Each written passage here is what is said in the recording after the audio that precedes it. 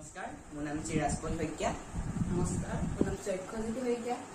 আপোনালোকে দেখিবলৈ পাইছে এইটো এটা প্ৰজেক্ট, আৰু আমাৰ প্ৰজেক্টটোৰ নাম হৈছে ৱেষ্ট ৱাটাৰ মেনেজমেণ্ট, য'ত গাড়ীৰ পৰা ওলোৱা বৰ্জিত পানীখিনি আমি চফা কৰি পানি আকৌ গাড়ী ধুবৰ কাৰণে পুনৰ ব্যৱহাৰৰ উপযোগী বনাম।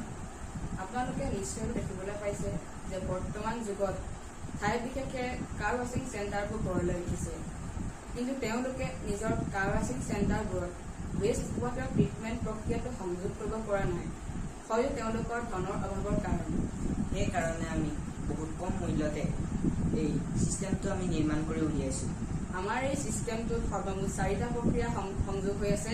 সেইকেইটা হৈছে কম্বুলেশ্যন, ফ্লকুলেশ্যন, অইল এণ্ড গ্ৰীজ ছেপাৰেটৰ আৰু এইটো হৈছে UV লাইট, যোনটোৰ দ্বাৰা বেক্টেৰিয়াখিনি মৰা হয়। সাধাৰণতে গাড়ীখন 3টা প্ৰক্ৰিয়াৰ দ্বাৰা ৱাছ কৰা হয়। প্ৰথমটো হৈছে ক্লিন ৱাটাৰ বা চফা পানীৰে গাড়ীখন ধুই লোৱা হয়।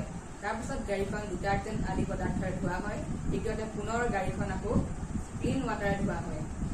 গাড়ীখন ধুওঁতে তাৰ পৰা ওলাব পাৰে ডিটাৰজেণ্ট, অইল, গ্ৰীজ, চইল পাৰ্টিকলছ আৰু আন প্ৰদূষিত পদাৰ্থ। এই পানীখিনি আমি প্ৰথমতে এই টেংকটোত জমা কৰা হ'ব, আৰু এই টেংকটোৰ পৰা জমা কৰাৰ পিছত পানীখিনি আমি কম্বুলেশ্যন টেংকলৈ ট্ৰেন্সফাৰ কৰা হ'ব।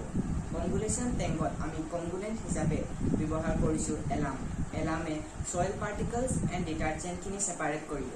এই ছেপাৰেট কৰাৰ পিছত পানী আৰু ছেপাৰেট কৰা পাৰ্টিকলছখিনি আমি ফ্লকুলেশ্যন টেংকলৈ ট্ৰেন্সফাৰ কৰিম। ইয়াৰ পিছত এয়াৰ পাম্পৰ সহায়ত গুৰবৰণি দি ছেপাৰেট কৰা পাৰ্টিকলছখিনি উপঙোৱা হ'ব, আৰু সেই ছেপাৰেট কৰা পাৰ্টিকলছখিনি স্কিমৰ দ্বাৰা আঁতৰাই দিয়া হ'ব, আৰু তলৰ চফা পানীখিনি অইল এণ্ড গ্ৰীজ ছেপাৰেটৰলৈ ট্ৰেন্সফাৰ কৰা হ'ব। যিহেতু গাড়ী ধোৱা পানীখিনিত অইল আৰু গ্ৰীজ মিহলি হৈ থাকে, সেইকাৰণে অইল আৰু গ্ৰীজ ছেপাৰেটৰ সহায়ত পানীখিনি আৰু অইল এণ্ড গ্ৰীজখিনি ছেপাৰেট কৰি লোৱা হ'ব।